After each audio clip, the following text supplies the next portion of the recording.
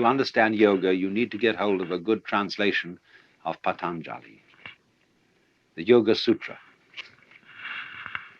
I don't know which is the best translation. There are so many of them. It says, it starts out, now yoga is explained. First verse. And the commentators say now has a special meaning because it follows from something else that you're supposed to know beforehand. That you're supposed to be, in other words, a civilized human being before you start out on yoga. We don't teach yoga to baboons. And so you're supposed to have been disciplined in artha, kama, and dharma. In politics, sensuality, and dharma, justice. And then you can start yoga. Then the next verse is yogas chitta vritti nirodha, which means yoga is the cessation of revolutions of the mind.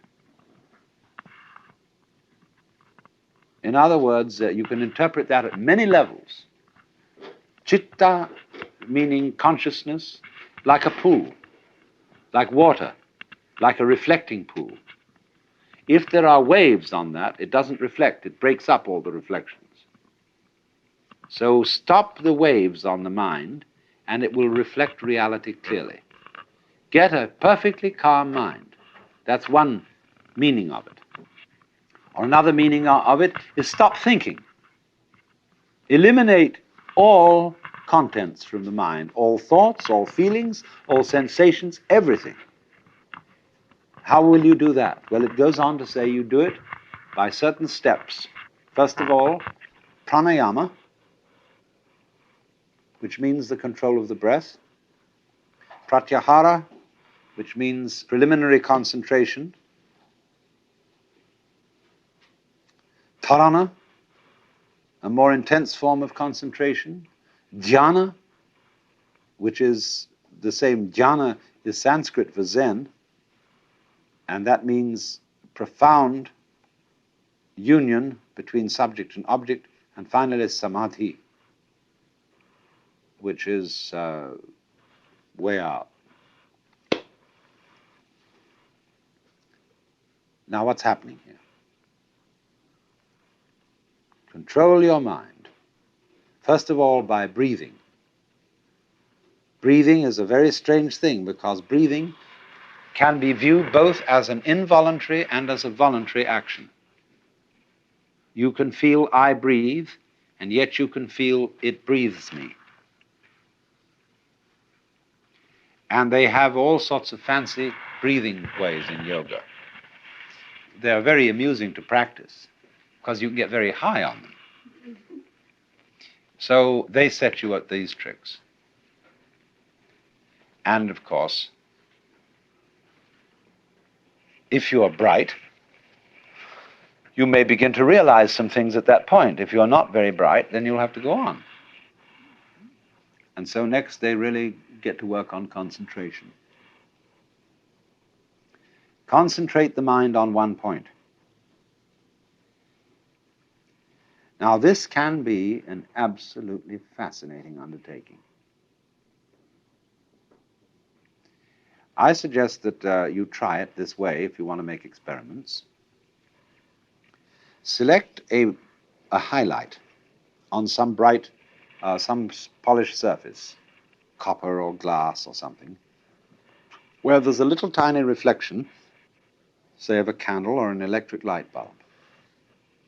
Look at it and put your eyes out of focus so that the bright spot appears to be fuzzy.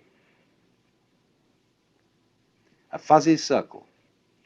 Now look very carefully at the design in the fuzzy circle and see if you can make it out. There is a definite pattern of blur, and you can have a wonderful time looking at that.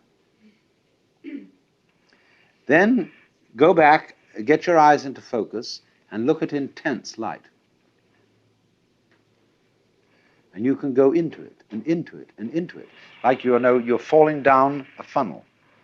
And at the end of that funnel is this intense light. And go down, go in. It's the most thrilling experience. Then suddenly the guru wakes you up and says, what are you doing that for? Well, because I want realization. Why?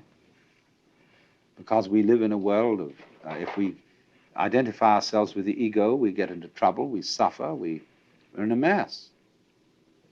He says, are you afraid of that? Yes.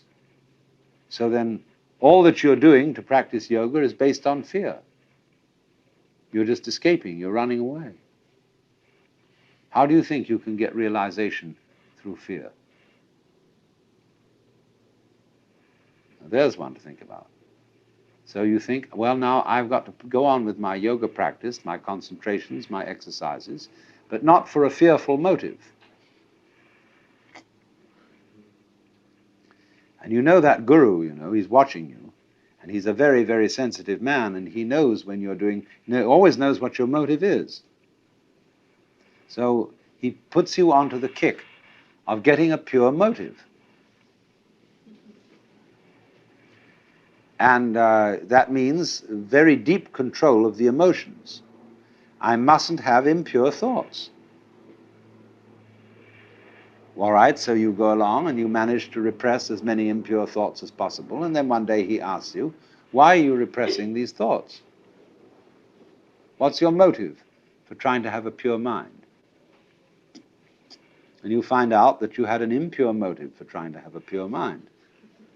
That you did it for the same old reason you started out the thing in the beginning, because you were afraid, because you wanted to get one up on the universe.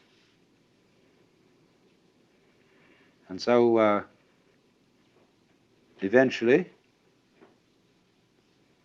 you find out, you see, that your mind is what is called in Sanskrit muda, which means crazy. Because it can only go in vicious circles.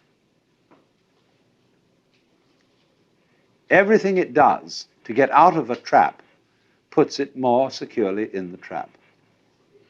Every step in the direction of liberation is a new tie-up. So that you started, with molasses in one hand and feathers in the other. That was the original situation of man. The guru made you put them together, see, like that, and said, now pick the feathers off. And the more it is, the more of a mess the whole thing gets. So you get involved and involved and involved by this process. And he, in the meantime, you see, has been telling you, yes, you made a little attainment today, but it was only the 8th stage, and there are 64 altogether. And you've got to get to that 64th stage. And he knows how to spin it out and drag it all out, because you are ever hopeful that you'll get that thing, just as you might win a prize or win a special job or a great distinction and be somebody. That's the motivation all along, only it's very spiritual here. It's not for worldly recognition. You want to be recognized by the gods and the angels. But it's the same story on a higher level. So he keeps holding out these baits. And as long as the pupil falls for them, he holds out more baits. Until after a while, the pupil gets the realization that what he's doing is running faster and faster in a squirrel cage. That he's making an enormous amount of progress and getting nowhere. Like in Alice Through the Looking Glass, when the Queen says, here you have to run faster and faster to stay where you are. And so he impresses this upon you by these methods very thoroughly. And at last you find out that you, as an ego, as what you ordinarily call your mind, are a mess. that you just can't do this thing.